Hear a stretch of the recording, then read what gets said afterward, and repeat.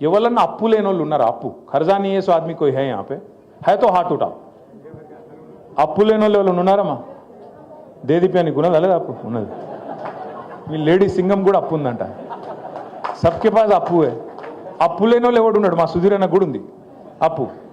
ఎందుకంటున్నా అంటే వెంకటేశ్వర స్వామి గుడి ఉంది రా భయ్, మా వాళ్ళకి లేక దేవుని గుడి ఉంది. కరెక్ట్ చెప్పిండు మా తమ్ముడు. అయితే ఎందుకు చెప్తున్నా అంటే అప్పు అందరికి ఉంటుంది, కానీ ఏం చేస్తాం మనం? అప్పు హైతోవి కర్జా హైతోవి లోపల బనీన్కు పొక్కలున్నా మీదికెళ్ళి మాత్రం కడక్ అంగి వేసుకుంటాం.